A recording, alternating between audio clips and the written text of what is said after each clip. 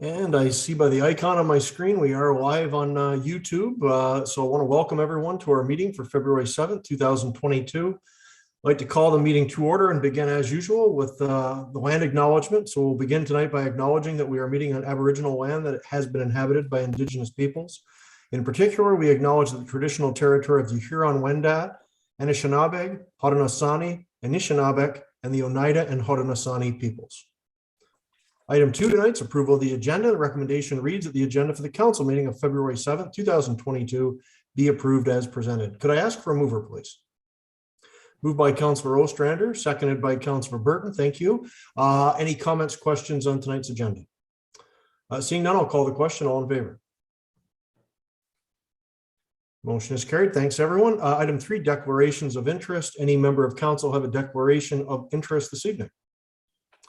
Seeing none, 4 presentations done tonight, 5 delegations. We do have a delegation this evening under 5.1, and that's on the Fort Town Night Run. So I'd like to welcome the longtime organizer of the night run, Mike LaRose. Thanks for joining us tonight.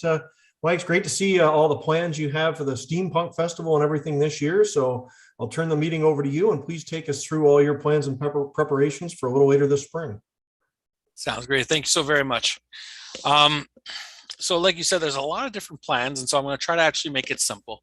We're going to break it into 2 different events. So on May 7th, we're planning to have the Fort Town Night Run. Our belief is that it will be in person, and there will be very few restrictions. We are following right now the mandate of public health, and we're working also with Ottawa Run. They are going in person also on May 20th, during that week of some sort, May 26th, I believe it is. And so we're all working together and make sure that everybody is safe. However, we are going back to pre-pandemic plans. And what I mean by this is that unlike the year when the pandemic hit and we tried to actually move it in such a way that we distanced people on the run, and I think we started at 8 a.m. and finished at 8 p.m. or 10 p.m. at night, and it was 2 every 2 minutes. We're going to go back to where it was beforehand, and so the event would begin at 6 o'clock. The youth will be off at 7:30 with a cannon out of Fort Wellington. They go around for their 1K fun run. The 8 o'clock would begin the 15K run. The 8:15 would be the 5K run, and the 8:30 would be the 10K run. The beauty is that this year we would actually be running the full 15K, meaning that they go out to the Port of Johnstown, and then they come back through Windmill Road. We already had a trial with the Twilight Fun Run at the Port of Johnstown. It was a lot of fun, and definitely a lot of space for us to have our lights and have our runners, and it's all very safe, and that was really cool. So definitely when it comes to the Fort Town Night Run, we're asking basically what we've asked beforehand, right? That the lights are operational. It's part of your booklet that I believe you have. You know, some of the things, I think it's called Outlook 2022. So with the town of Prescott, we'd love if the gazebo area and the Heritage Trail is lit up in that area, the gazebo place. The marina building in Sandra Lawn Harbor, the stone walkway at Sandra Lawn Harbor, the amphitheater, and the Riverwalk Park. I believe that there is lights that are going to be coming up soon on the Riverwalk Park. Do we know when that's going to be built?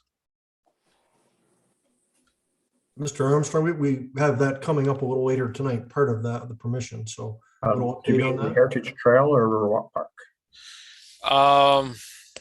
Assuming Heritage Trail. Heritage Trail, I'm assuming, yes. Yep. So if everything goes well, then they should be in place by the end of March. Fantastic, even better. All right, great. So it'll be great for the run. It'll be one of those features. We usually go 2 weeks beforehand. We have a 15K run, me, Julie, and a few of the trustees. So we go and look at all the different lights and everything like that. So we'll definitely let Public Works know if ever there's any lights that are out on any of the roads, and if that could be replaced at that time. be greatly appreciated, just for the safety of all the runners and everybody who's participating. At the marina, we've asked it several years in a row, the idea of the bathrooms, if they're open and accessible from 5 p.m. to 11 p.m. on the day of the event. That's only if it's accessible. I mean, it depends on if it's frozen or if the pipes work and all that kind of stuff. We understand there's a lot of things, but if Public Works can look on Friday whether it is actually doable and if it can be open, then it'd be greatly appreciated for the runners in case they need to go to the bathroom at that point. Of course, we put down if weather permits, ask if the fountain can be turned on. Of course, that's only if weather permits, but if it's really warm and everything, the fountain is always a nice little feature to actually run beside. Quite lovely. We're asking for 20 tables, 40 chairs, and 10 garbage cans from the arena to be delivered over to Fort Wellington, so we can actually have them on the space. And usually that's not an issue. We'll be meeting, I'm assuming, with Matthew and Public Works a few weeks beforehand, and as we approach, especially making sure that we're all within public health standards, but also making sure that we have everything in check and everybody is knows what they want they need to do and so forth with all the roles. We've actually completed a special events road closure application, and we're asking for 2 public workers, as we did on the 3rd year for the second and the 3rd year for the Fort Town Night Run. And of course, also for the wooden barriers, for the parking lot for Fort Wellington, and the southbound on Prince of Wales at Dibble Street East, and northbound on Van Kofnet Street at Dibble Street East. This was an issue, I think, on the 3rd year.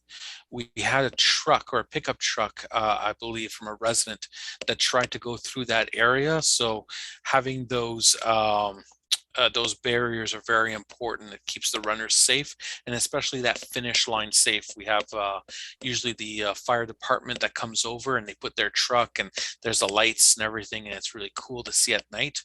But we don't want to have any residents or trucks interfering with the runners and the finish line. And so it's very important to have those barriers. Just trying to think here, is there anything? Of course, we'd like to make a formal invitation to the mayor to present that evening the Business Spirit Award. We believe that's one of the most important awards, that and Neon Spirit Award, because it's really about community spirit, and especially that evening on different lawns and different areas in town. Businesses are getting all prepared for the run, and they put on all these things in the windows. We think that's really cool, and we try to highlight that on our website about all the basically the Prescott spirit that we have. And so I think that's really important. So we'd love it if Mr. Doddy actually would come and actually present those 2 awards. The flyers. Usually, traditionally, we have 2 individuals, Julie and Kelly, that tend to go from door to door around Prescott in order to provide flyers. Anybody who's on the course, so they are well aware of what's going to be happening that night, and where traffic is going to be going, and where the volunteers will be, and I think we keep missing every year, or at least this is my belief. We never think of the EDR route. And that is that if ever there is an emergency, that means the 15K, 10K, and 5K are turned inward in town, and we have an actual EDR route in place for the run. My belief is that not only should it be actually those flyers be given to everybody on the run itself, the course, but should also be given to the people on the course, the EDR course. So I will be extending our volunteers to go out door to door to everybody on the EDR course, so that they know that if ever there's an emergency and the run has to be shifted in town, at least they're well aware that on their road there might be runners coming by. Just so I think it's important and it's fair for them to know.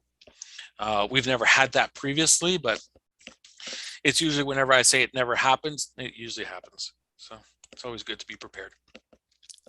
We ask that you please add this event to your calendar for the town of Prescott on the website, and if you can help us with advertising and on social media, so we can get the word out. Last but not least, I believe 2 years ago we had a recreational and tourism booklet. I was wondering, will that be coming out this year again in March for the summer? I don't think we planned on it at this point. It'll probably be a little bit later, but certainly something we can look at. If you guys ever do get one, please do send it to me electronically. I'll put it on the website. On the website for the Fort Town Night Run and for the Fort Town Steampunk Festival, there are both sites where basically people can go and, you know, where do you want to, if you want to stay in Prescott, where to go. And I like to highlight that whenever they hit the Prescott one, it's not only the hotels, but it also has the tourism aspect, that if you want to come back to Prescott, what kind of things are going to be happening throughout the summer. It brings people back, and we know that people have come back to Prescott. Otherwise, for the Fort Town Night Run, that is all I really have to say. I think usually there's always a question about blocking the south side parking space of King Street. It allows the runners to have their own corridor, and it keeps them safe from pedestrians and also oncoming traffic. This was an issue, I believe, 2 years ago whenever we tried to do the race from 8 a.m. to 10 p.m. because it was going to be the whole day. But if we're going back to pre-pandemic plans, it would only be from 6 p.m. to 10 p.m. And I believe the only there's only 1 or 2 businesses that would be affected, and they've usually always supported us in the past. I will be going to see those businesses if there's a contradiction, and they would rather us not do so. I will bring that back to you guys, but hopefully we are okay with you know, clearing the parking space on the south side of King Street for the runners. I believe this comes back every time for the Fort Town Night Run to your meeting. Hey, thanks very much, Mr. LaRose, and thanks again for putting this on. It's been a great spring event in Prescott for a long time. I always want to knock on wood when we talk about things now with COVID still out there, but hopefully we'll be nice and clear for both your events as we move into the spring, and we can start getting people together in person again, whether it's for runs, arena events, or council meetings or anything else. I think we'll all be looking forward to that as we move into the spring. So I'll open it up for comments, questions, and we'll note we'll obviously have staff have the 2 reports as well that were presented by Ms. LaRose tonight. So I'll ask for staff to bring this back to us for some recommendations. I see Samantha is on here as well, and she handles everything arena related right now. So I'm sure we'll have some recommendations back with regards to the setup and for the festival being proposed for the wheel. So open it up for comments, questions from members of council, please. I see Councilor Burton is going to put her hand up any moment now. Or did I not read you correct there? How did you know? So great to see you, Mike, and so great to have this back in our community. I am sure it's going to be very successful, as in many years past, and looking forward to seeing all the runners come through our town again and people cheering them on. So thanks for your presentation as well. This was a presentation only for the Fort Town Night Run, but I might also, if you can indulge me for another 5 minutes, I can also present for the Fort Town Steampunk Festival. That way I don't have to come back to another meeting. It is up to you guys. We're actually super tight, Okay. Mike, on time tonight. We do have the report though, and I'd like Samantha to take a look at it and give us the staff perspective on that with the arena and so forth, because I think we're going to need staff advice to really get into it as well, just given that it's a large scale event for the public now, and hopefully we're all good, but we're going to have to take a good look at pandemic precautions and how we plan this out and get some advice. So if you're okay with that, if everybody's okay with it, we'll just hold on that for right now, and we'll probably be back with some questions, that I'll leave it up to Samantha on that one though, and advise us on what staff thinks. So, but we do have a lot of information on that. Thanks for providing that. So any other comments, questions? Thank you very much, Councillor Burton. I see Councillor McConnell and then Councillor Young, please. Thank you, Mayor Todd. I echo Leanne's sentiments. It's great to see this back again and back in full force.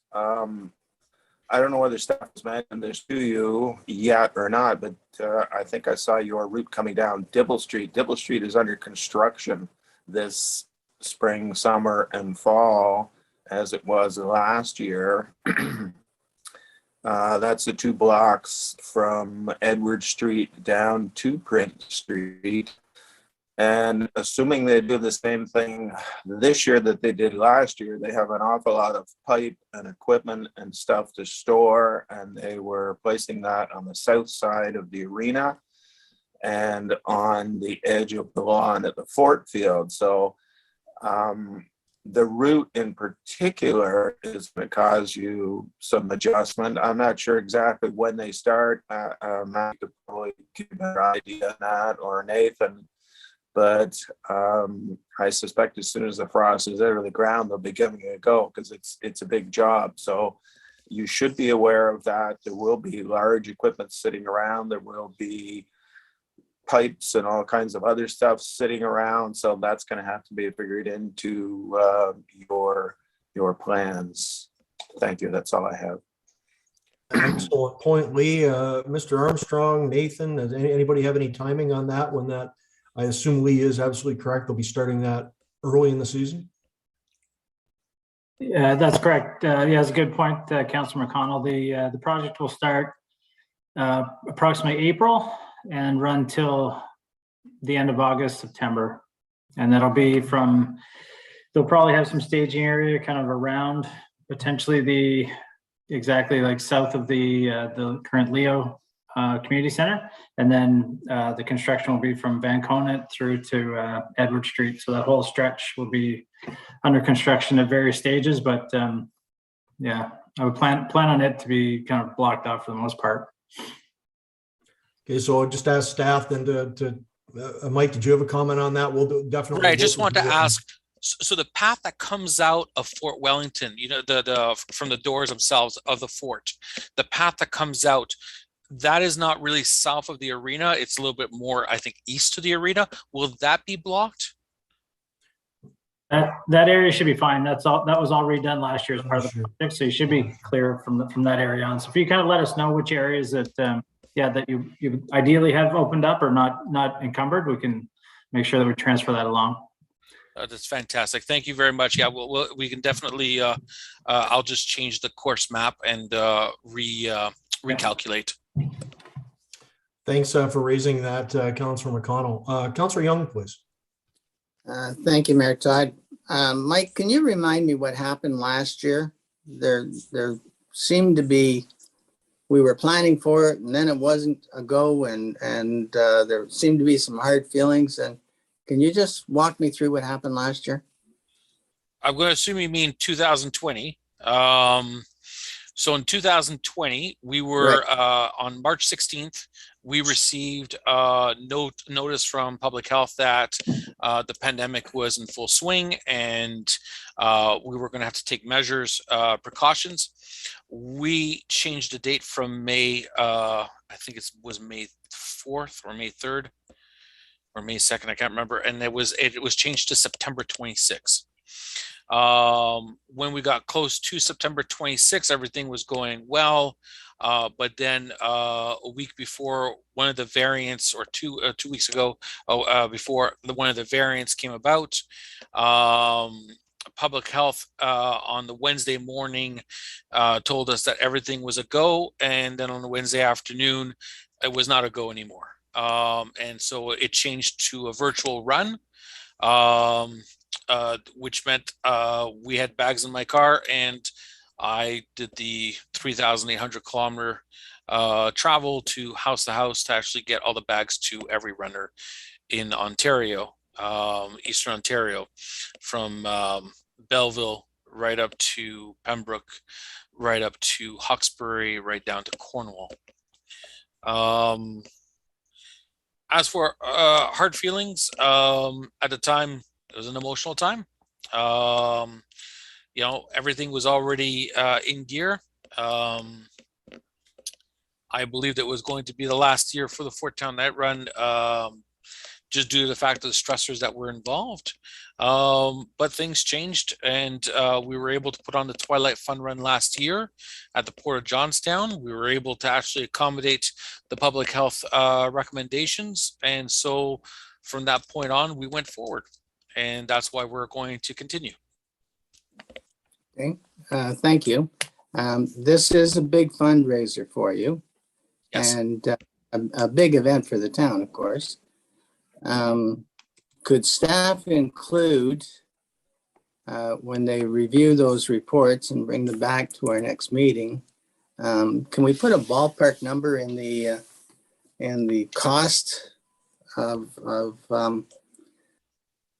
sending out our men and doing all of these things on overtime?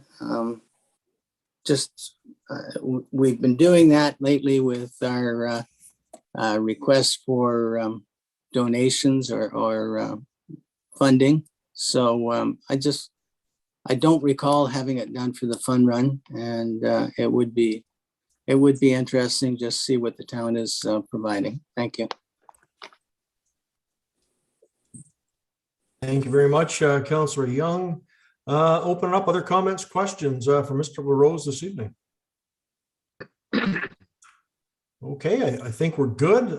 Mike, I want to thank you again for coming forward. It's good to get this rolling again, and hopefully everything again. I'll knock on wood one more time, just on the off chance. I don't like anticipating anything right now with what we've had to deal with in the last 2 years, but hopefully we are finally onto some more clear sailing with regards to the pandemic. That was a touchy situation a couple of years ago with the health unit and just overall everything and how that had to be dealt with. So I'm glad that you've come back to us and are looking to continue the event and even expand it with the festival at the Leo. So good to have you back, and hopefully we can make this year work really well, and it'll be a good starter event for 2022 to get us out of the pandemic and get people out in the streets and out into the arena and just enjoying life as usual again, if there is a usual after this, and I pray that there is. So thank you very much, and we will move on. You'll probably be in contact with someone on staff. I'm sure Ms. Jodwin Miller will be handling some of the arena things, so we'll be back in touch about the festival arrangements and so forth, and we'll bring this back to council after staff have had a chance to take a look at it. So you'll be hearing back from us shortly, and good catch on that route issue tonight as well, so we can work with you to adjust the route for that construction. So thanks again, Mike, and have a great night. Great, thanks a lot. Take care. Thank you. Okay, and on to item 6, and that's minutes of our previous council meeting. We just have the one set of minutes there under 6.1, our meeting from January 17th, 2022. Recommendation is that the council minutes dated January 17th, 2022 be accepted as presented.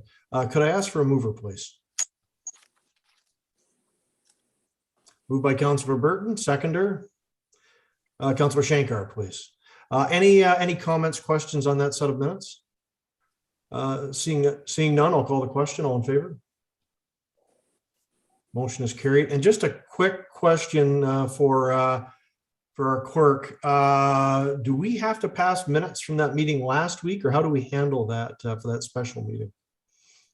Through you, Mayor Todd, with discussions with the clerk in Augusta, we've decided we'll both pass the minutes at the next meeting, just to make sure. So they'll pass. We have the same set of minutes. There, we'll circulate them to make sure that everyone gets a chance to review them, and then we'll pass them. We'll bring them for passing at the next meeting. Excellent. Thanks very much. Just wondered about that because we don't have those special joint meetings too often. So good stuff. Thank you. So under 7, communications and petitions, we do have 7.1, a letter of support.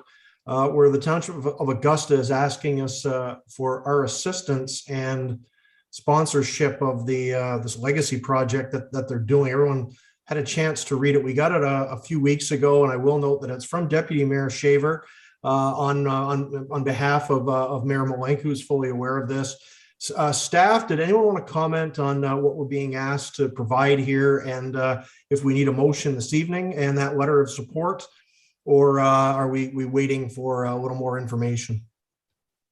I think when I went through it and in conversation with my colleagues in Augusta, that they're just looking for basically a letter of support from us, and that we'd be willing to endorse their concept. So if you wish to pass the motion, then we'd be more than happy to do that this evening. And then we can certainly draw a letter up for your signature and sending back to Augusta. But from a staff perspective, it's a great opportunity to add another recreational opportunity along the County Road 2, just outside of Maitland. And if perchance the river route is running at that point, then it's just one more stop along the way that people can enjoy. So I think it's a great opportunity to be able to establish something that as a legacy project, and but certainly council will follow your wishes. Certainly. So I will ask then if anyone is comfortable with making a motion that we send that letter of support endorsement from ourselves to the Township of Augusta. I see Councilor McConnell and Councilor Burton with hands up immediately. So one moves, 1 seconds, and I'll open it up for comments, questions. Councilor Burton, please, and then Councilor McConnell. Thank you, Mayor Todd. Years ago, this was a very active park. My husband worked for DuPont many years ago. They used to do family picnics there and little races for the kids and the families. We played baseball and tennis, and there used to be slides and swings there. So there's a very active park way back when. And I noticed in the last few weeks that they've taken all of that stuff out and actually disassembled the building that was there piece by piece. I seen somebody doing that the other day. So definitely going to support this. And I think it'd be a great addition to that area to get it back up and running and get the children back out in that park and get them playing again. Thanks. Yeah, great point. It's hard to believe it's been unused for so long, because it used to be. I mean, we've all played in slow pitch term, all kinds of stuff that they've had there in that site over the years with people that have, friends that have worked at the site. So this is a great thing that it's going to get up and running again. It's been empty for too long. I think Councilor McConnell, did I have you next? Thanks, Mayor Todd. I echo everything that Leanne said. I played tennis there, and many years ago. I've always felt it was an awful shame that the quantity of riverfront being hard to get anymore is sitting there doing nothing in front of DuPont, and that this would be a great thing. They're not asking any more of us than we asked of them to support our rink, and they did that. The one thing I would maybe suggest, though, is if they could wind up putting in a boat ramp in that area, that would take some stress off of our boat ramp in town, because there is no boat ramp in Augusta Township. Basically, our ramp is theirs, or they go to Brockville. So if they could manage to put a boat ramp in there, that would be very helpful for us. But I certainly support it. Yeah, that's actually a brilliant idea. It's something we could talk to them about. I don't know if the how expensive that a project like that would be to put a boat ramp in there, what the water levels are, but it would certainly help to have a proper sized boat ramp that would take a lot of pressure off us. That is something we should have a good discussion with them about. That's an excellent point. Anyone else have any comments on this item tonight? Seeing no, so I will return to the motion and call the vote. All in favor? Motion is carried. Thanks, everyone. And moving on, we're at item 8. That's the consent reports section of the agenda.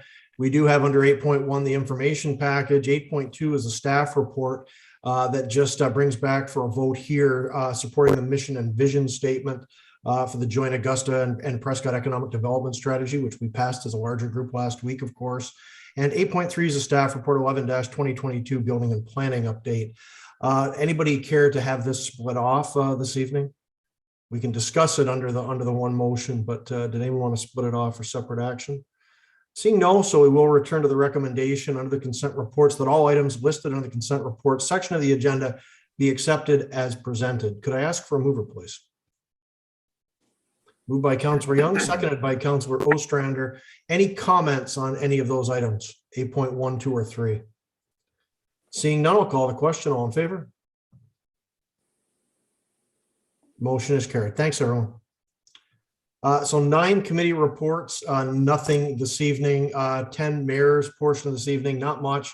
I just did want to thank everyone, both ourselves here on the call tonight, of course, and our friends in Augusta. Had majority of their council there last week. It was a great meeting. I think we got some really good talking points out. We reviewed some of the real key points of the strategic plans that have been presented to us. There's a lot there, though. So this was really just the beginning of the dialogue. We touched on some really good points with regards to water sewer capacity, which is going to be an issue. How or if or why or when we would even look at the idea of extending those streets in the west end of town towards Merwin Lane, and of course the economic development, the commercial industrial part of this economic development plan along Highway 401 and how that would potentially extend from Churchill. It's incredible stuff, and I think we're really doing some great work here. Minister Clark, was great to have him attend, and he does some very kind words about what we're doing here and what we're utilizing that modernization money for, trying to make something real happen here, something that's long lasting and of great benefit to both municipalities working in concert. So it's a great meeting last week, and I just want to thank everyone for attending and for being so involved. It's just the first step. We've got a long ways to go, but it was a good first step, and I think we'll be able to accomplish quite a bit as we move forward towards the rest of this term. We do have a meeting coming up as well of our task force. I think that's this Friday, Mr. Armstrong. So we'll look at some of the low-hanging fruit we talked about at that meeting, and then bring some potential suggestions back to the councils overall. We're going to try and rev this up as quickly as we can, but also making sure we're doing the proper due diligence for everything as well. So again, thanks everyone for contributing there and for being a part of a pretty historic effort on behalf of our 2 municipalities. The only other thing I just wanted to comment on briefly tonight, I've got a joint services meeting tomorrow where we'll be looking at the budget again. We did ask, as I mentioned a couple of weeks ago, joint services, we asked to bring back the budget with regards particularly to land ambulance and some potential additions there to address some of the ongoing issues with response times in North Leeds, particularly in the Athens area, but also even further out towards Westport and Rideau Lake. So potentially there could be some additions to that budget. But even if they are added this year, they would be late in the year. So it wouldn't be a full year of addition there. So I don't foresee any dramatic changes to the monetary value of the budget or the tax implications. But that remains to be seen. That's something else I should probably knock wood on, because things could change. But I don't believe that they will, because anything that would come up wouldn't be enacted till the last quarter of this year. But I'll know more tomorrow morning. So just wanted to let everyone know that'll be coming back soon as well. So we'll be able to help. It'll just help us finalize our total budget as we move forward. But I think that's it for me formally tonight. I'm sure I've forgotten 10 things. I don't remember in about 30 seconds, but I'll move on and to item 11 and start with Councillor Burton as always. Thank you, Mayor Todd. Just wanted to echo a few things, how much I appreciated that we were all able to meet in person for the joint meeting. It was nice to be hosted by our Prescott Fire Department. So that was really accommodating. Staff really did a great job setting up the room. You could hear everybody quite nicely and stuff, but definitely a step in the right direction. And I think we have the same vision moving forward in certain aspects of land use and tourism and etc. So just an overall great meeting. Glad I was able to participate and give my point of views, and looking forward to moving forward with that great partnership with Augusta. Thank you. Thank you so much, Leanne. So moving on to Councillor McConnell, please. I seem to be echoing Leanne all evening, but in regards to the meeting at the fire hall, again, I echo her comments. It was nice to be able to meet in person in a large room, unlike our council chambers. I'm looking forward to the second floor of our town hall being finished, because it does provide a large auditorium there that would be excellent for this type of a meeting when we are hosting other councils or large groups. I haven't had any board meetings in the past month. I do have a library board meeting coming up this week, but the only thing I would maybe mention, and it's something I hate to mention, but this weekend was a beautiful weekend. It was cold, but it was clear, it was sunny, and I was very disappointed to see that we didn't have our rink at the marina cleaned off. There were some people that shoveled off part of it on Sunday morning and used it.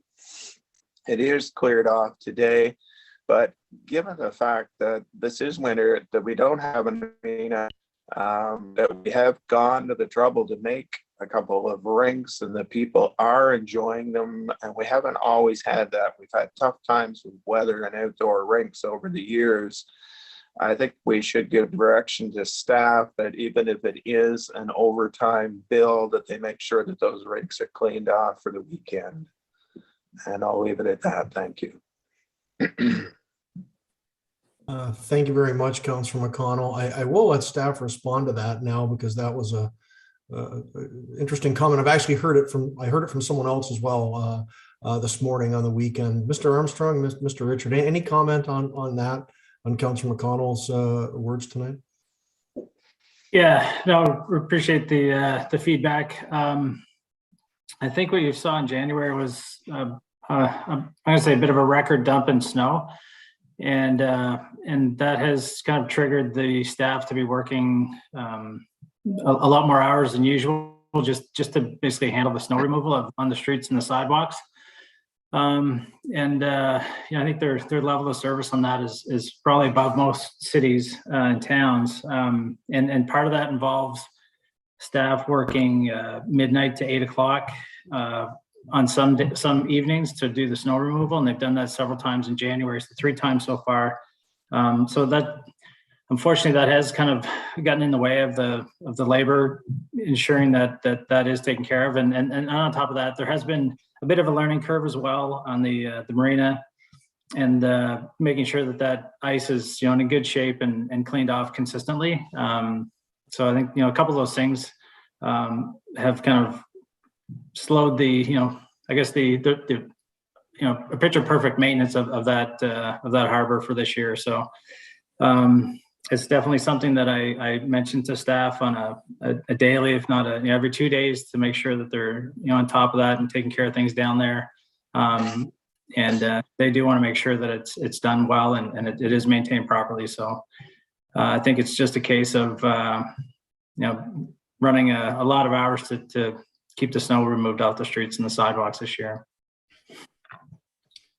Thanks, Nathan. Sorry to put you on the spot like that, but I did think it is something that should be responded to. And I'm sure Lee was down there, and I was down there as well, and I did hear from a couple of people. So good to tackle that, and not to make excuses to the public on this, but we are running shorthanded as well as with the in the department. So it's a challenging time, and we're trying to do as much as we can. The only thing I would suggest is maybe an effort to, and probably this year could be maybe a little too late, and I'm not actually sure if we do this or not, but we did, at one point we had a volunteer crew that actually helped maintain the arena behind the rink, behind the town hall, and I know most cities do it. I've got a friend of mine that helps maintain a few of his up in his neighborhood in Kingston. So maybe that's something, I don't know if Samantha's looked at that as a possibility even for next year, but once we're rolling on this, to be able to augment that with some volunteers would be good as well. So just a suggestion, but thanks a lot for that comment. Councillor Burton, you got a comment as well? I did. Thank you, Mayor Todd. I live in the neighborhood of Sarah Spencer Park, so quite often you'll see, I think it's a father figure. He's got the shovels that are left beside the rink. He's out there clearing that off for the kids. So that might be something that we look into, putting a couple of shovels down at the harbor and encouraging people, not only go for a skate, but maybe give it a shovel. I think more hands make light work. And if we can get a couple of people that are willing to just take it upon themselves to volunteer and make those ice rinks skatable to help out staff. It's all about the community involvement. Thank you. Thank you. And thanks again for staff and the response there. And they have been fantastic this year. So you guys have gone above and beyond getting this done in a small town, and just always fine tuning. So this is all good feedback. Thanks, Councilor McConnell, as well. Councilor Ostrander, please. Thank you, Your Worship. I'll put a positive spin on the outdoor rinks. I was down at the harbor last Wednesday with my grandson, and we just happened to hit a real good day and spent an hour and a half down there. And it was the main rink down there was in good shape. Had a little snow on it, but there was 3 or 4 younger kids down there too. It was a PA day, I believe, from school, and it did well. Now, that being said, if you go off the main rink and try to go between the docks, and I got caught up in some shale ice there, and of course you break through that, and that wasn't as much fun. But no, we had a good day, and it's good that we have those rinks. But I did see Sarah Spencer ice rink vacant a couple of those days when it was minus 25. I think it was just a bit too cold to be out there. So it's been well used there for sure. I see them out there quite regularly. The only other thing I can add is minor hockey season is in full swing again. They're really being good to the kids this year. They're going to take the games they couldn't play between December 16th and last week, and they're going to work them into the schedule between now and the March break. So it's going to be a busy time. Some of the kids are going to be playing 2 and 3 games a week, but hey, they like hockey, so they'll get lots of it. The only other thing I have to add is our Connect Youth in their amalgamation. We're now dealing with a corporate lawyer, so the John Howard Society and us can put together our document, I guess, that needs to be in place for us to honor the amalgamation and make sure that we're dotting our I's and crossing our T's. So that's going to be a couple of months into the thing. And our actual amalgamation may not take place until later this year. It just depends how we can put everything together. There's a financial aspect, a corporate aspect, and an actual function aspect as well. So that may take a few more hoops to jump through, but it is going to happen at some point. So that's it for me. Thanks. Thanks, Mike. Councilor Shankar, please. Thank you. Yeah, I think the rinks look great, but you know, with all that snow we got, I understand it's tough to maintain them all and the minus 30. So we're doing the best we can, and it looks good. And hopefully, we get a good month of February on the ice. The joint task force meeting was a success, I would say. And speaking with our Augusta colleagues, they enjoyed it as well, and they're looking forward to working together. I know there was some discussion, and there was an emotion, but there was some thought around the table of inviting Edwardsburg Cardinal again.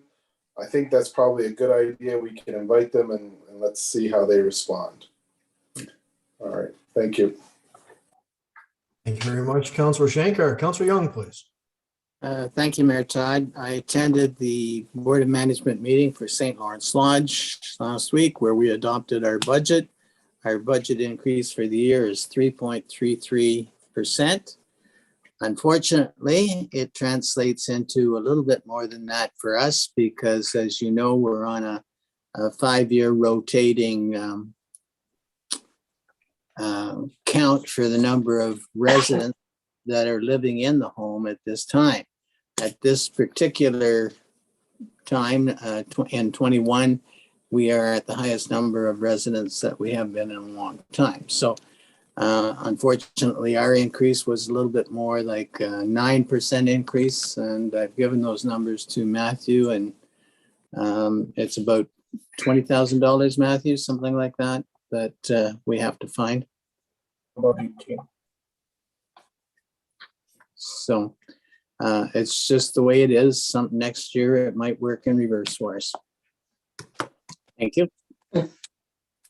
Yeah, you never know what that number is really going to be until it's there. So thanks a lot for that update, Councillor Young, and thanks everyone for the updates this evening. So moving along, we are at item 12. We do have quite a number of reports under 12 tonight from staff.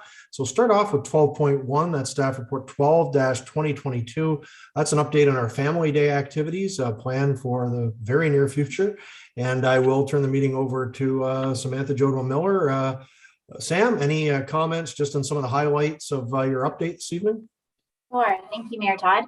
So just a brief update as to what's happening on Family Day. We're going to plan for a family fun afternoon from 12 to 3 at the Marina Outdoor Rink in the Lighthouse area. So there will be a hot dog and hot chocolate barbecue. So that will be available for the community. We're going to set up a few seating areas with our Adirondack chairs and some portable heaters and fire pits. Have those spaced the way that we need to have them spaced, but to have an area for families to get together, to enjoy. We're going to encourage skating on the rink and through the path at the marina. And we'll also have some of our recreational activities set up similar to what we did at the clock tower over Christmas. So Walker House is lending us their adult snowshoes that will be available for people to use if they want to go for a walk. We also have some youth snowshoes in our recreation lending library. So we'll have those available for families if they want to test those out. Some of the games that we'll have would be our Connect 4 and we could have our giant chess out. We have our giant bowling set, cornhole, all of those kind of games that we had out over Christmas. So we'd like to set up an activity center that way and really just encourage families to get out, get active, and spend some time together. The Prescott Libraries is going to be involved too. They are going to come around 1:30 for a story time. So they're going to have a few books that are winter themed. I think the Little Leo book is one of the ones that Ian would like to bring down. So we'll set up a spot for story time, and they're going to bring their puppet theater as well. So that will be available for the kids to play with down and outside.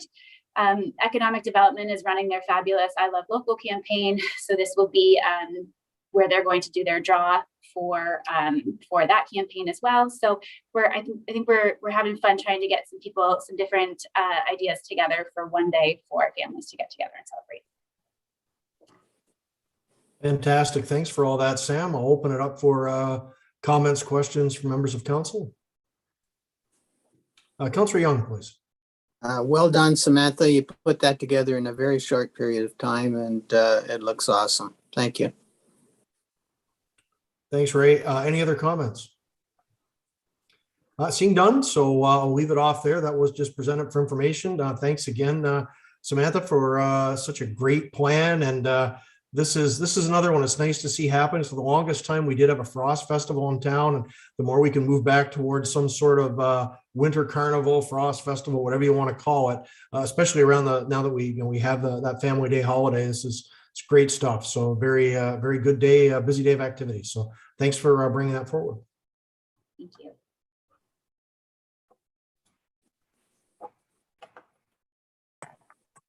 And now we're at 12.2, everyone's favorite part of the meetings this time of year, and that's budget. So on the 2022 operational budget, we have environmental, economic development, tourism, and of course, everyone's favorite water and wastewater. Mr. Armstrong, do you want to take us through the presentation tonight? Absolutely. Thank you very much, Mr. Mayor. So I'm just going to share my screen and we will get to the slideshow. And hopefully everyone's able to see that. So this evening we'll review the budget timeline, the environmental budget, economic development and tourism, and water wastewater. So right now we're at February 7th. And as I mentioned, what we'll be going through. February 22nd, we'll be moving on to revenue and taxation, as well as prioritization of the capital and operational projects. And finally, when a month from now, when we're at March 7th, we'll be doing a review and alignment of how they, or whether they actually take a look from a strategic plan perspective, as well as our service delivery review and our most recent economic development review. So we'll do that from both the operational budget and the project budgets to seek that alignment. When we take a look at environmental, it includes storm sewer, waste collection, waste disposal, and waste diversion. So storm sewer is really no change from this year. If you remember, we did reallocate some of our storm sewer budget to repaving this year because we were doing the camera work, and so we didn't have to do the catch basin cleaning. Waste collection is pretty much the same, going down by about 3,900. Waste disposal is going up, and that's simply a function of the number of tons that were collected and disposed of in this year, and we would expect to have a similar number next year as well. And waste diversion, a small decrease there for a total change of $1,375 from budget to budget, or budget to projection, an increase of about 15,300. When we take a look at economic development and tourism, we combined economic development with tourism last year and took the recreation tourism budget and split it in two different directions. So economic development tourism, the budget for 2021 was 234,000. The projection for 2021 is 283, which is because we transferred some of the budget from tourism into economic development to reflect the fact that we were making that change. And then the rec and tourism budget for last year was $170,730. This year, only about $64,000 was spent because the rest was reallocated. And so the budget for 2022 is $320,900. So overall, a decrease of approximately $84,000 from budget to budget, and a decrease from projection of 27,000. So next we look at water and wastewater, and wastewater includes the collection of wastewater. So all of the pipes running to the wastewater treatment plant. Then we have the wastewater treatment plant itself, then followed by water treatment plant, and then all of the water pipes that run from the plant to people's homes. So the water budget is made up of two components, as I mentioned, water treatment and water distribution, and then we take those revenues and split them across without having to subsidize the overall operations from the property taxes. So from the revenue perspective, we're expecting about $1.2 million for the 2022 budget. That's inclusive of a 2% increase at July 1st is what we're recommending at this point. To be able to try to get ahead of inflation as much as possible. We know that inflation is running in the 5% range right now, and we've gone through the last 2 years of 0%. So we need to start making increases again. And so it would end up being a 1% increase, with it being implemented at 2% halfway through the year. Interest is a very small amount, and occupancy changes is also a small amount. So a total of $1.18 million, and then broken down into salaries and allocations, supplies, services. There are no further debt payments on this side that ended this year, and then the reserve contribution of a total of $130,820, broken down into $103,000 for water distribution and approximately $28,000 for water treatment. When we take a look at the wastewater budget, again, there's two sides, the wastewater collection and the wastewater treatment. And again, it has to operate at a level where you're not subsidizing it with property tax. So on this side, the revenue would be about $1.5 million in terms of the amount that's charged on billing. Interest, because we have the $1 million sitting in the equity fund. Edwardsburg Cardinal, the share of their operation of the wastewater treatment plant, and then occupancy changes as well. So total allocations of salaries, supplies, services, the debt payment is for the wastewater treatment plant, and then contribution to reserve of just shy of $400,000, broken down to wastewater treatment plant of $174,000 and wastewater collection of $223,000. So when we take a look at the total water and wastewater budgets, and again, it has to pay for itself and also include funds to be able to do projects for both the treatment plants and water and wastewater pipes within the overall infrastructure of a street. And so 2.9 million was the budget for 2021. slight decrease to the 2021 projection of about $25,000 less, and then going to about $8,300 or $8,400 more for the 2022 budget. And as you can see, the pluses and minuses are there as we go through. So a total of $528,000 would be going to reserve, and that again is to pay for renovations to both the water treatment and wastewater treatment plant and our large projects that we do every second year in terms of street revitalization.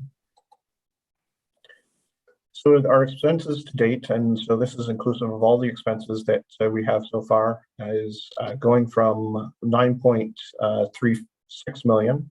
We're expecting to have spent about 250 or about $200,000 or $300,000 less in our projection, and then going to 9.9 million in 2022, and that's just the operating side, not including water and wastewater. So it's an increase of 578,000.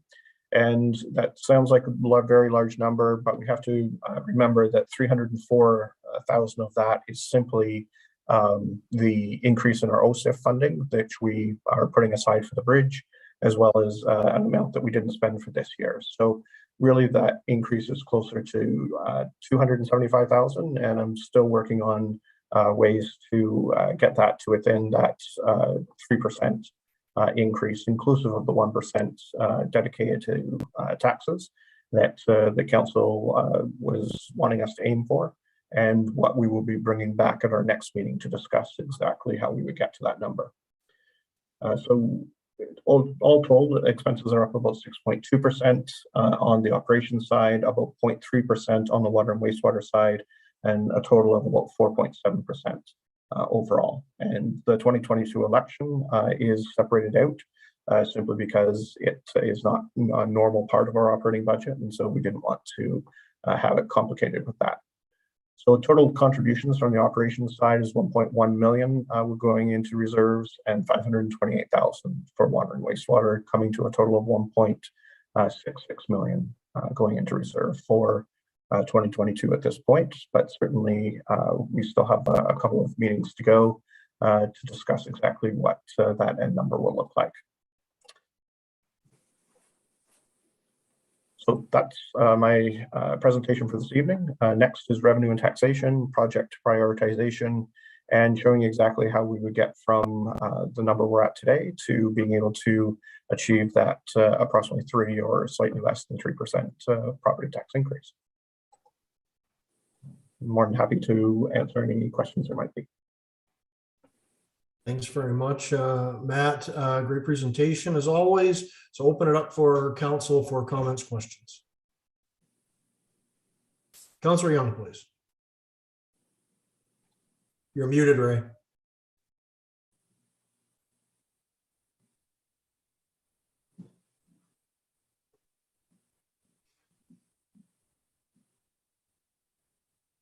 Still muted.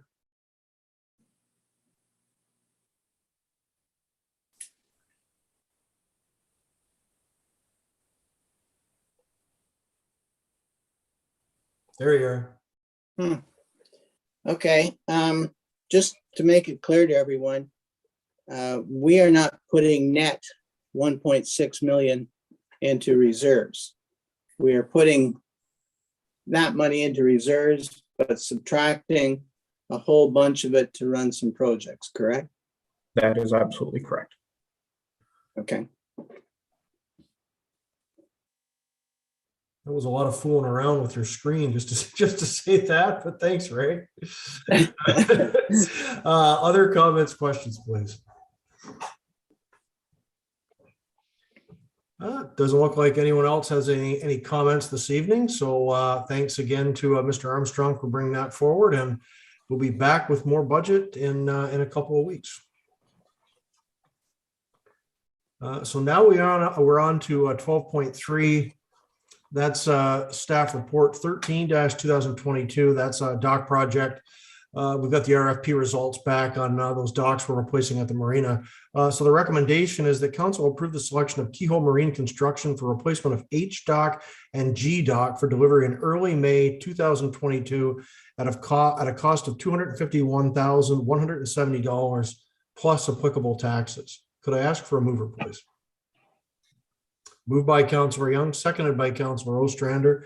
Mr. Richard, over to you. Great, thank you, Mayor Todd.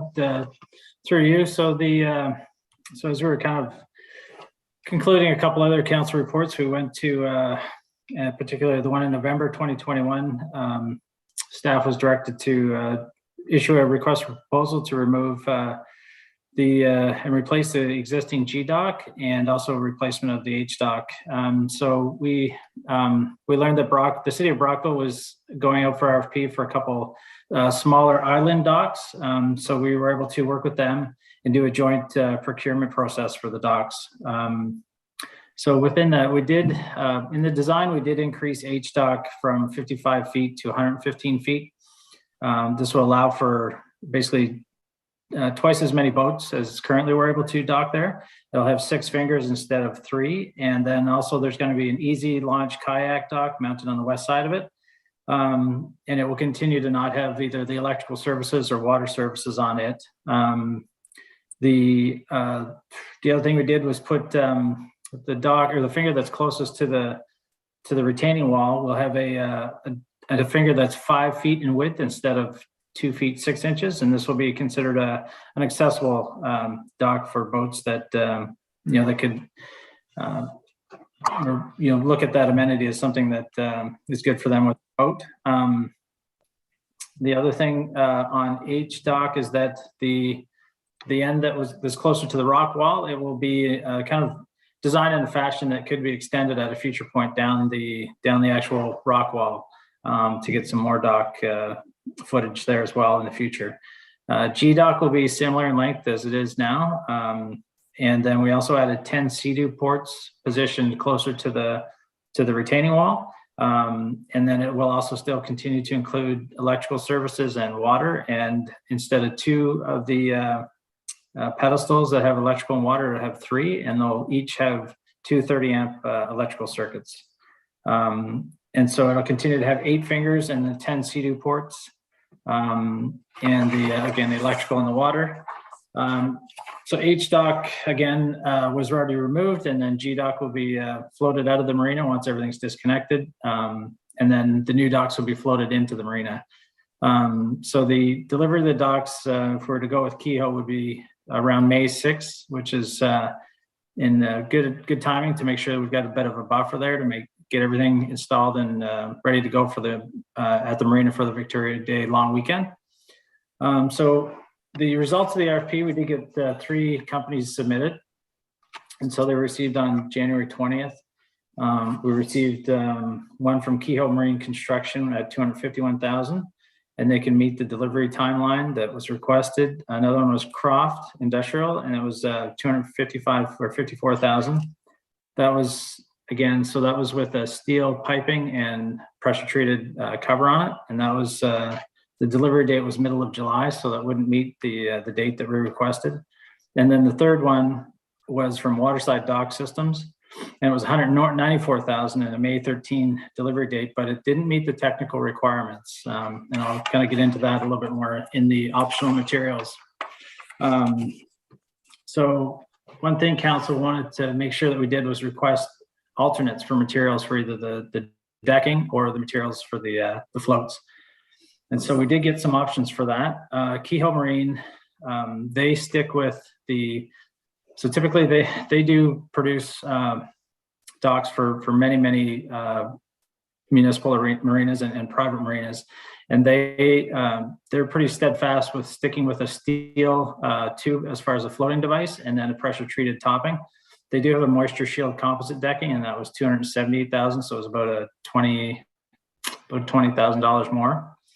And then Croft had a couple options, and one of them was so a high density plastic float with wood decking, and that was $239,000. The delivery date was still in June, the beginning of June, so it was off from what we had requested. Then they had another option that had the plastic floats and the composite decking, and that was $250,000. But again, the delivery date was in June. And then they had another option that had the composite decking with steel floats, and that was the July 15th delivery date that I'd mentioned earlier. So then the other one was the Waterside dock systems. And so their system was more, it was an aluminum and a plastic material for the top. But it looks like something you'd have in like a smaller marina, maybe a small private marina. So it didn't meet the freeboard requirements. So just the floating, the freeboard that the actual marina would take, or the dock would take up was not as good, or what we had requested, and what you'd see with a steel floating dock. The length of each finger was about 14 feet 8 inches, and plus there was a gusset at each finger, so that again would kind of reduce the amount of distance that a boat could back into. So we felt that there's a lot of compromises with that submission. And then the Croft, all their delivery dates were kind of too far into the season. And the other thing that we did note is that although Croft presented some options with a plastic pipe, they did even say in their documentation that there's simply no match for a steel pipe floating dock when it comes to stability of a dock. So I think you'd really be compromising the level of quality of a type of dock if you're to move on to a different type of float. And then the other option was the composite materials for the decking. Again, they were more money, and we're already kind of pushing the budget already with the additions that we added. But they also, present potential slipping and safety issues. Maybe some quality issues, as if you pick a color that's off, you go to match it later on, it's not going to match with the new board, as they're going to fade over time. And then just future maintenance concerns, like 10 years from now, there's going to be a day when you got to replace a board, and you're going to have to order it, and it's going to be a gap in or a compromised piece on the decking for a week before it actually comes in. So we felt that the tender from Kehoe met all of the requirements, was competitively priced. They are main supplier of docks within this area. They met all the requirements, and their submission was complete. So some of the alternatives, the council could decide to choose some of the other options of the tenders that were submitted. And then on the financial side of things, the reserve at 2020 was 100,000, and then the expected balance at the end of 2021 was about 145,000. And then there's a reserve from 2022 that can be added in there of another 79,000, which brings it up to 224,000.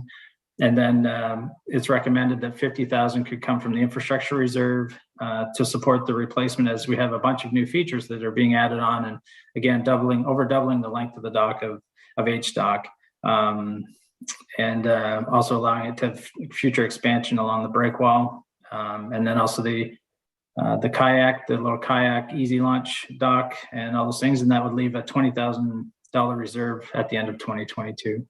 And that's it. Thank you. Thanks very much, Nathan. I will open it up to council for comments and questions.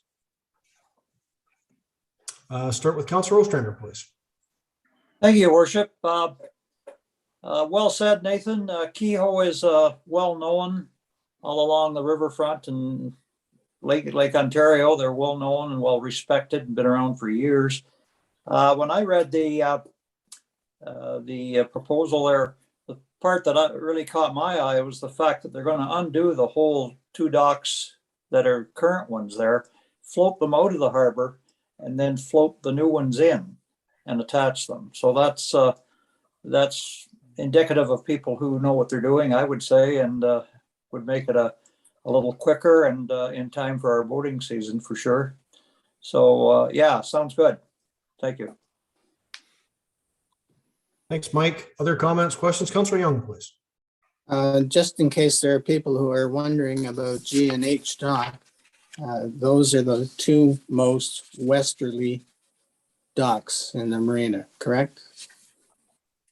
Yeah, that's correct. Yeah, and there's a little diagram that shows the Shows a picture of the two docks there. Yes, at the west side. Yeah. Thank you very much, Councillor Young. Other comments from members of council, please? Councillor McConnell.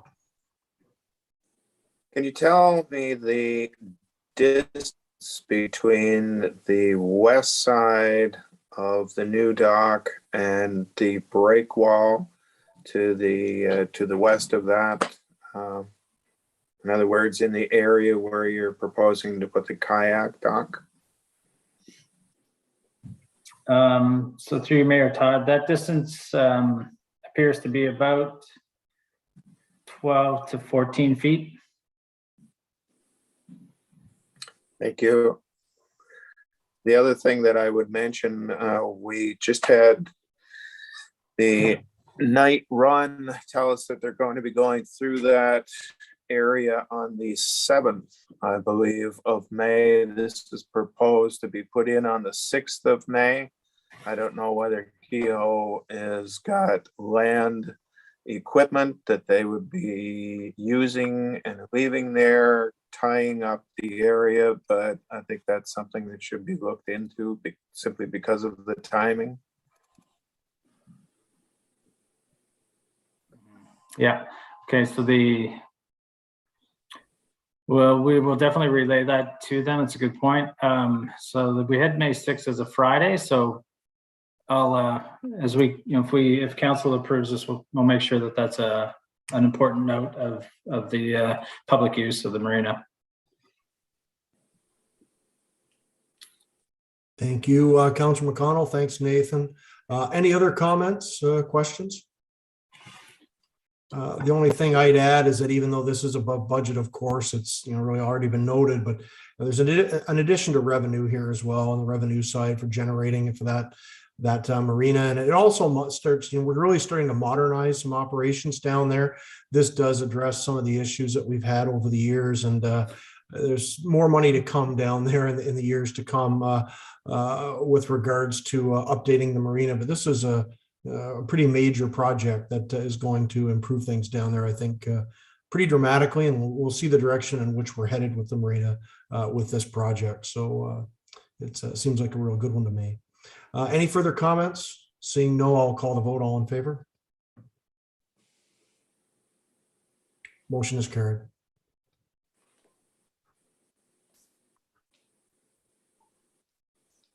And we are down to 12.4, that's staff report 14-2022. That's a new look at the town hall second floor design, little update there, particularly in regard to some feedback given by council last fall with regards to the washrooms there. This is just for information tonight. Nathan, do you want to just take us through that really quickly, what the changes are being proposed for that second floor addition or renovation, I mean? Yeah, thank you, Mayor Todd, through you. Yeah, so this was just a quick update on the feedback that we did receive from council regarding mainly the washroom setup. So in 2019, I think the washroom areas were, it was imagined that there'd be 2 regular size washrooms on the floor for the second floor. However, the universal washrooms now take up about, it's almost a 10-foot by 10-foot floor area, so 100 square feet. So with that, we went back to the architect and said, how can we put in another washroom that's not as large as a universal? And so they did that, and they came back, and that's what we're presenting to you tonight is the a layout that shows a universal washroom and then also a regular unisex washroom of a regular size. And then it also shows a little janitor closet, which was there previously, and then the kitchenette, which was there previously as well. So those were really the only things we kind of wanted to relay to council this evening to make sure that you understood that we've kind of listened to that feedback and ensuring that we're incorporating it into the layouts. Yeah, that's pretty much all the report is relaying at this time. Thanks a lot, Nathan. Sorry. Yeah, as far as timing, we're hoping to have a permit in place, let's say middle March. We should have the drawings kind of completed. We will need to, so now that the architect, once we're satisfied and have any other comments, feed those back to the architect this week, and then they'll move forward with the mechanical and electrical engineers to make sure all the plumbing and electrical design is appropriately fashioned, and then we'll get that done and moved it on to Sean for approval for a permit. Great. That was the only question that I had. Thanks for anticipating that, because we've obviously hit a couple of stumbles the last few years over addressing the issues down there. So great to see we're getting closer to the finish line. Open it up for comments, questions. Councilor Burton, please. Thank you, Mayor Todd. Thank you, Nathan, for getting back to us on this. I'm looking at the diagrams here, and are each of the doorways to the bathrooms and the kitchenette, are they all wheelchair accessible? 36 inches? Yes, there will be. Yep. The washroom will be 36, and then Okay. yeah, and the kitchenette will be 36 to 38. Okay. Okay. I just didn't see that on the diagram. Maybe I'm missing it, but that's fabulous. Thank you. Thank you, Councilor Burton. Other comments, questions, please. Councilor McConnell, please. Thank you, Mayor Todd. Can you tell me what the height of the ceiling is in there? It may sound like an odd question, but I'm wondering. Yeah. Offhand, I'm going to guess. I don't have the dimension in front of me. It's probably 16 feet. It's quite high.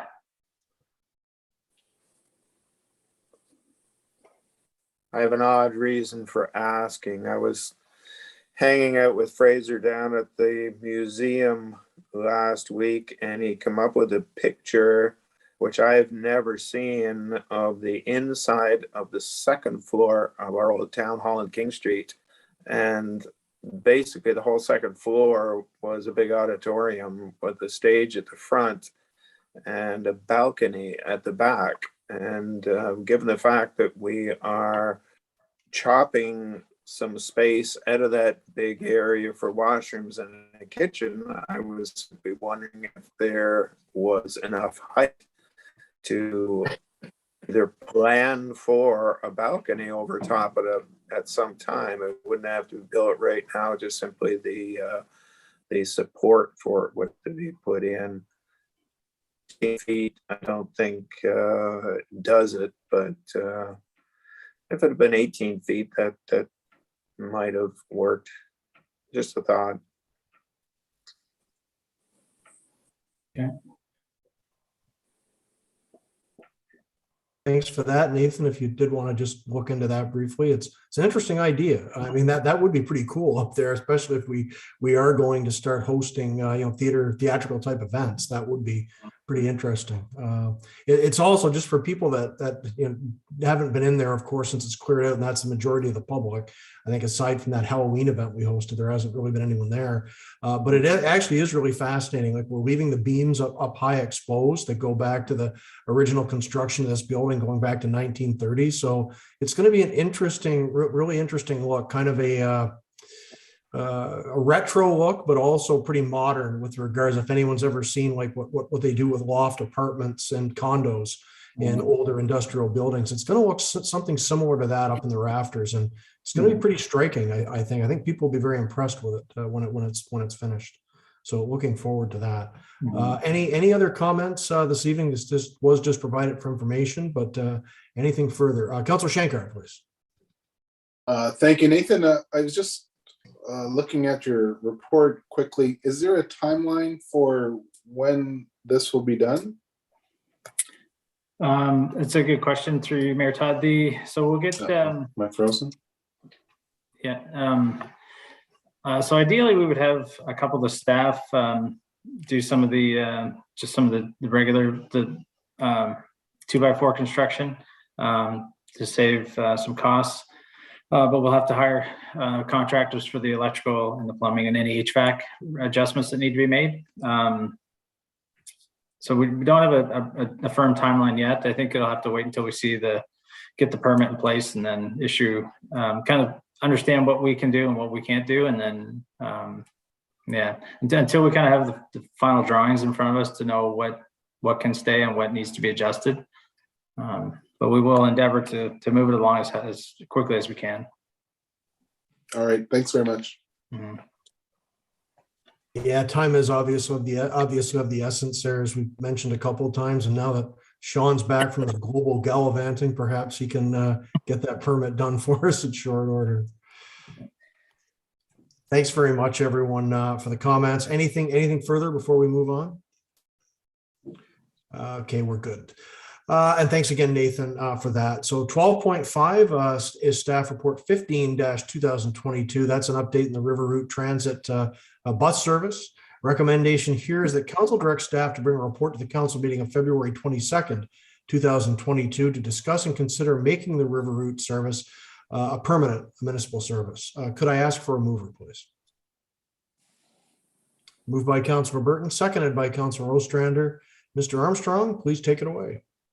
Thank you very much. So I'm just going to hit the highlights because it's a fairly lengthy report, but certainly we have been in touch with the Ministry of Transportation to understand what ongoing funding would look like. As well, at the same time, we also did a general public survey and a business survey that is included.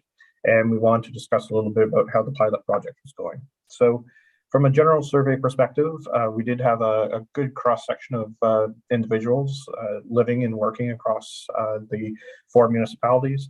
98.5% of respondents had heard about the river route. 33% had someone, either themselves or someone in their household, had used the bus. And there's a number of reasons: work, shopping, and appointments and visiting friends were the top items as to why people would be using it. We did ask why people weren't using it, and 38% of people that identified that they weren't noted that they just didn't feel they had a need for public transit. Some 15% where the stops were not close enough to where they either need to get picked up or dropped off, and then the bus hours of operation. One thing that we were pleased to see is that only 1.66% felt that it was too expensive, and so therefore cost isn't what's keeping and holding people back. 87% felt that they would consider using it at a future date, and 94% would like to see it become a permanent service. From the business perspective, there was only 20 respondents for this particular one, so just hit the highlights. All of them had heard about the river route. 10% identified that themselves or one of their employees had used it.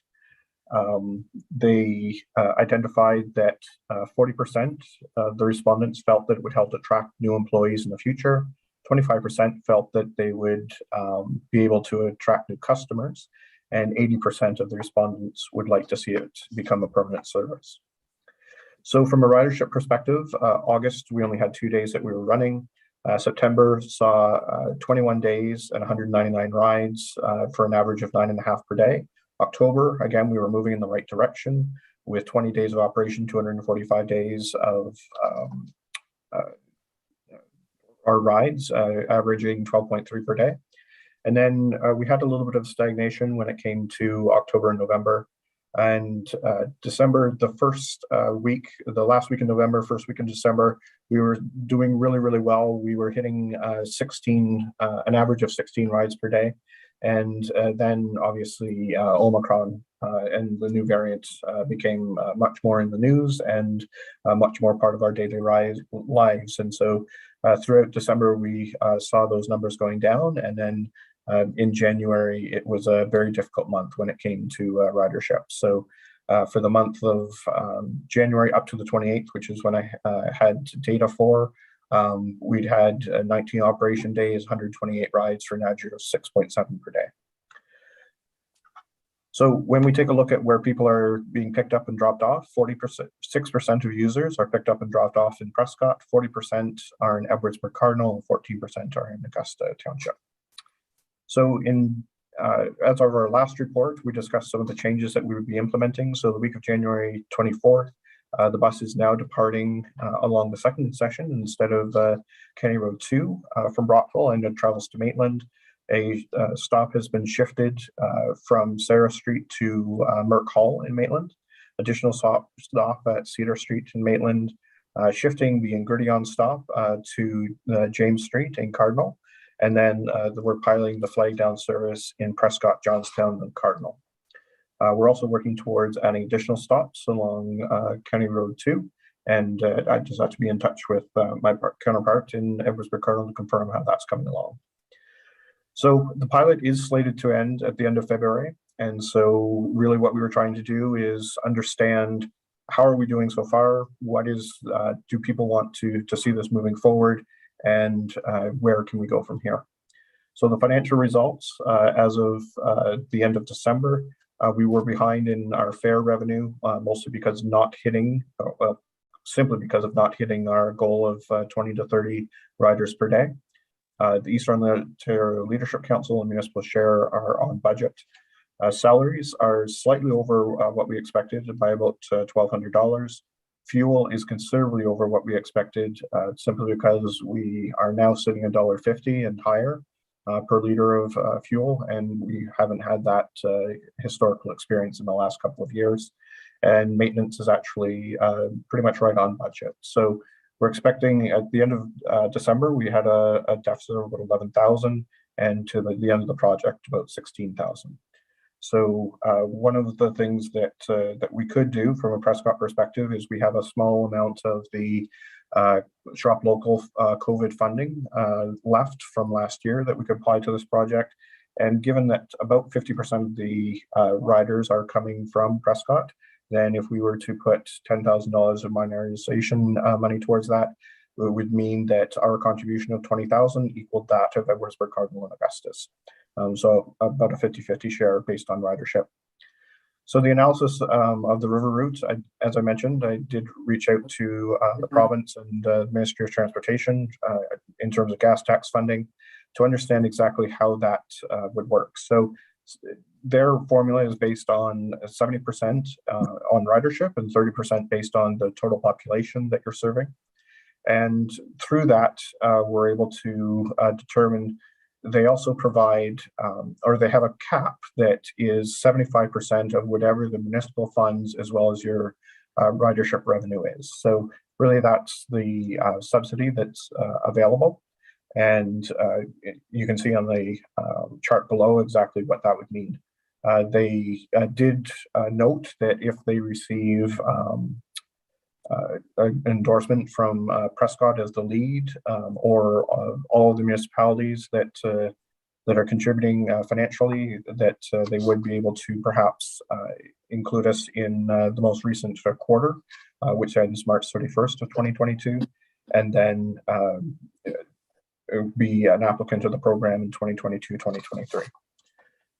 So really that's my information that I'm providing this evening. Approximately $23,000 per municipality would be required to make the service permanent for the remainder of 2022, and that would rise to approximately $28,000 per municipality in 2023, assuming that the gas tax funding is received.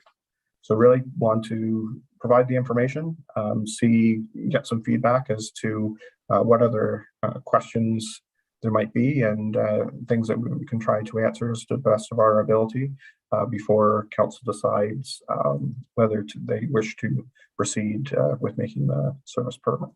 Thank you. Thank you very much, Matthew. I'll just reiterate again, we're not making the final decision on this tonight. We're hopefully just going to borrow a little time and try to come up with a much more detailed report in a couple of weeks. So open it up for comments, questions, and discussion, please. Start with Councillor Burton, then Councillor McConnell, and Councillor Young. Thank you, Mayor Todd. Thank you, Matthew, for the report. I think with any new business, an adventure like this, there are going to be a lot of bumps in the road. And I think if we definitely still go down that road, I think the word is slowly getting out. And I think this is a very good avenue to go. I think we should keep it. I think it should be permanent. And the people that are utilizing it now will probably miss it if it's not there for them. So definitely going to support moving forward with the river route bus. Thank you. Thank you very much, Councilor Burton. And I think it was Councilor McConnell, then Young next, I believe was the order. Lee? Thank you, Mayor Todd. I was in favor of this when it was first proposed, and I'm still in favor of it. Assuming we can come up with that $23,000 without it impinging our tax increase for this year. We're kind of dependent on the city of Brockville, though, as far as the bus goes and the bus driver. That's been their contribution. Do we have an indication that they are willing to continue that for the year 2022? So that's definitely one of the questions that we've asked of all the partnering municipalities, is if they're willing to continue. And our initial indications were, from a staff perspective, yes, but certainly it has to go to council and provide a formal response. So that is one of the reasons why we'd like to come back on the 22nd to make sure that all the partners are either on board or not on board, but obviously nothing happens without the city of Rockville. Very good, thank you. Thank you both. Councilor Young, please. Thank you, Mayor Todd. To be honest, Matthew, I'm very pleased with the numbers. I had anticipated much lower numbers, and these numbers are something that we can work with. I'm sure that it's going to be a much more enjoyable time standing waiting for a bus in June than it has been in January. So I think it's logical that the numbers for the summer next 6 month period should be an increase over what we've seen. So hopefully we can go forward and get more people using the routes. Thanks very much, Ray. Other comments, questions for staff? Councilor Shankar and then Councilor Ostrander, please. Yes, I've been for this right from the beginning, and you could see the writing on the wall with COVID and the weather that the numbers were going to be down. So that's no surprise to me, or to most of us, I would say.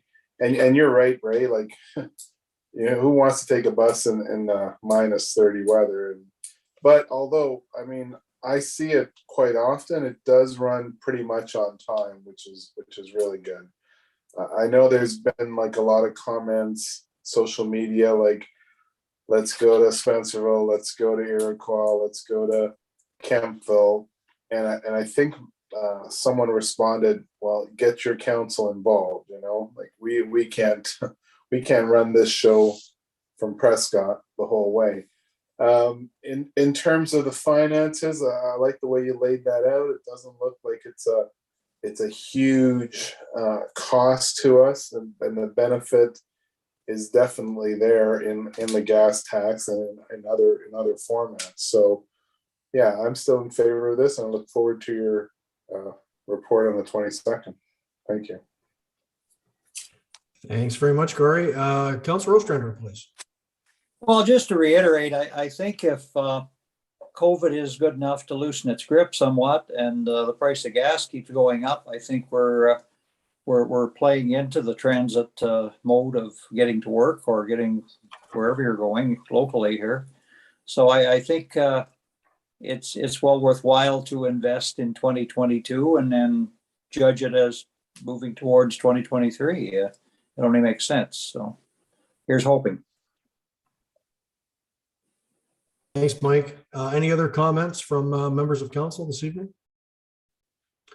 Just had a quick one myself. I was the one that actually responded to the person from Iroquois asking that they go to their council in South Dundas and, you know, push there locally, because I mean, if we've got other partners, and again, it all depends on the city of Brockville here at the end of the day. But if we can expand it, you know, maybe there is some merit to the go big or go home that could actually make it more affordable if we're running longer routes with more funding with more municipalities. I mean, maybe there is a financial gain there. I will say that North Grenville's been in contact, and actually they've been pretty desperate to have a meeting with us.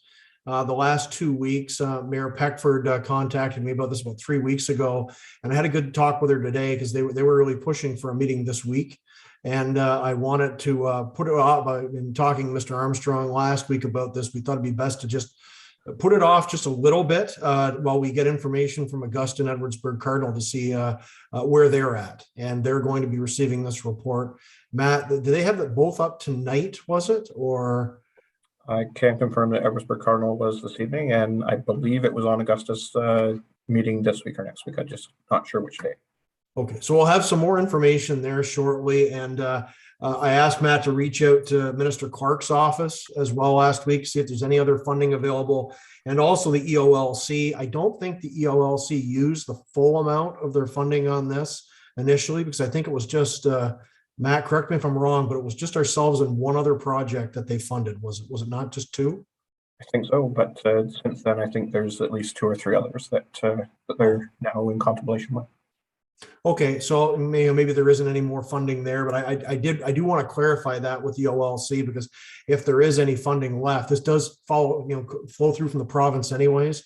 So there's a possibility that we wouldn't be eligible because of the terms and so forth. But I think they're good questions to have answered to see if we've got any more potential subsidy dollars flowing, because this is, and I'm really thrilled that everybody's so positive about this, even with the numbers tonight, because quite frankly, we started this run, no fault of anyone's, but we tried this pilot project at the worst possible time with COVID. And then the last month or so, we've had a run of really brutally cold days and a lot of snow. So, and we don't have, as was pointed out, I think 2 weeks ago, we don't have shelters up yet. We didn't do that as part of the pilot. It's something we will do if we go permanent, but with no shelters, it's minus 20, whatever below, and brutal winds. It's no surprise that the numbers are down, but that still, doesn't look great for a pilot project, having numbers that have plummeted like that, along with the weather, with the temps.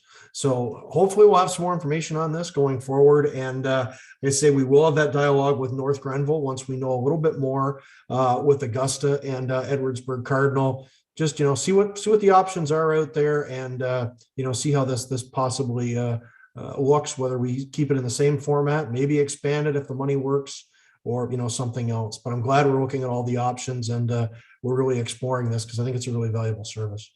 Any further comments, questions before we move on? Thanks, everyone. Then I will call the vote. All in favor? Motion is carried. Thanks, everyone.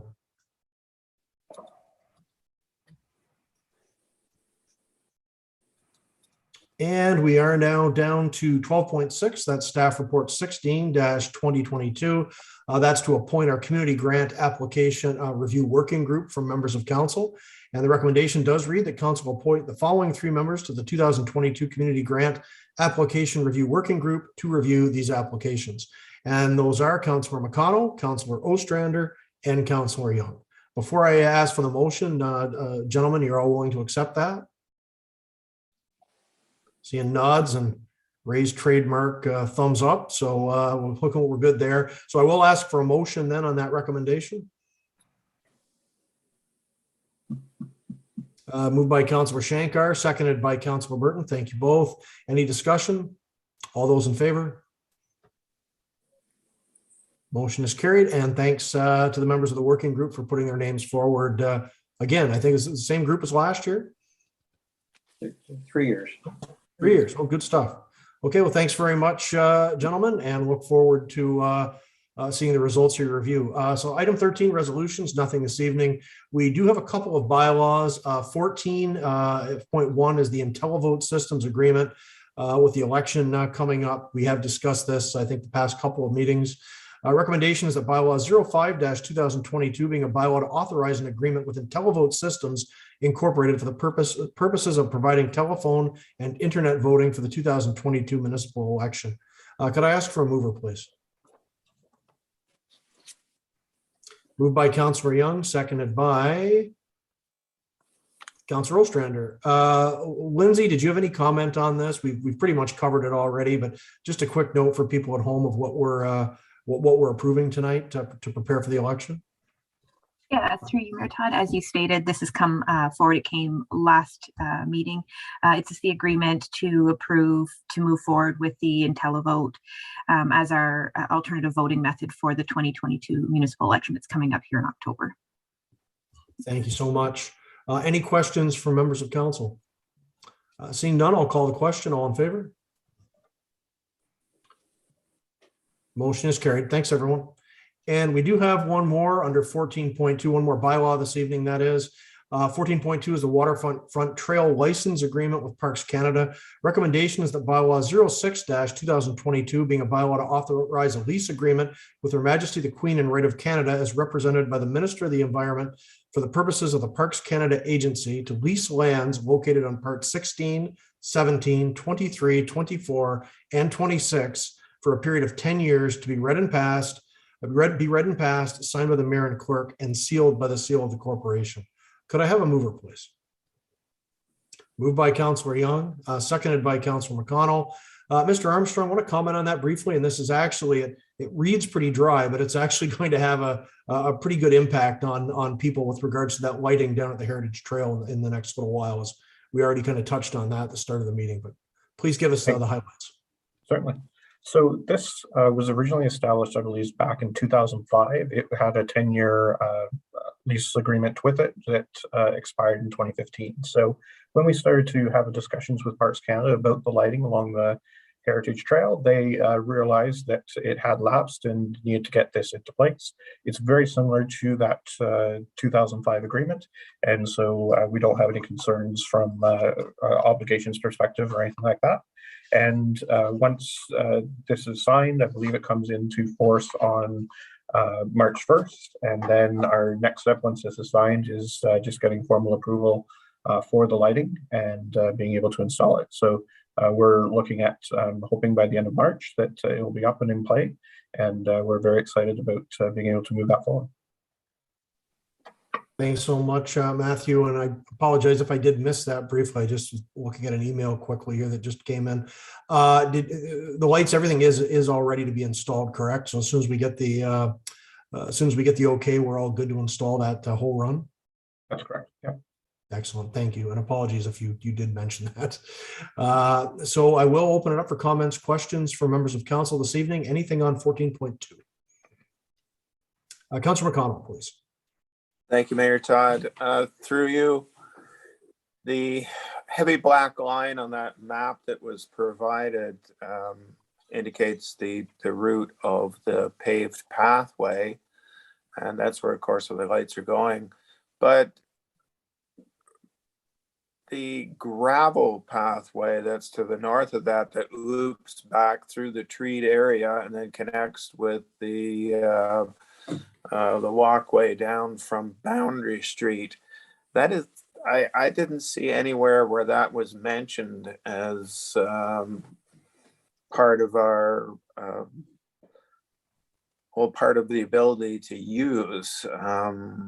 How is that explained? Did I just miss it, or are we trespassing, or what's the deal there? The other thing is, I noticed that we're okay to pick up the garbage and maintain the path for, I don't know, 6 feet on either side. I forget what it is. But I see our guys out there in the summer actually cutting the grass in that big field in front of the fort. I've seen them do that before. So this, I'm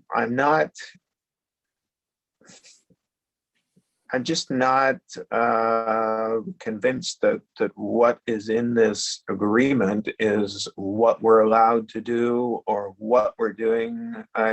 I'd like a little better explanation on it. The other thing, actually, that just occurred to me, the most interesting thing I found about this whole thing was the map that they used to show that frontal area south of King Street. I don't know if you noticed or not, but it's an old map. It shows the street that used to go up through the Ford field, and it shows all of the town lots that were divided on the south side of King Street that now belong to Parks Canada. It's a real good indication that the fact that that property was property that never had any belonging to the fort. And I know I've made the point before that I think we should be going after the purchase of that whole property down there. And I think this just illustrates the fact that despite their sight lines that they want for the fort, they've never had them because it's always been either individually owned property or industrial property down there. Thank you. Thank you, Councillor McConnell. Matt, any comment? Certainly. So the paved pathway is the one that they're most concerned about from this agreement perspective, because it clearly outlines who's responsible for care and maintenance, upgrade, maintenance, that sort of thing. So that is what's really kind of talked about in here. In terms of the gravel one, there's not a particular large amount of maintenance, and there's nothing that's permanently installed. So they're more concerned when you're making a change to the land itself, then that's when it becomes a little bit more where we have to do a license agreement. In terms of the grass cutting, they've identified along that pathway exactly what we're required. I think they have no issue with us cutting additional grass, and that's more of a local issue that we can deal directly with the Fort Superintendent on.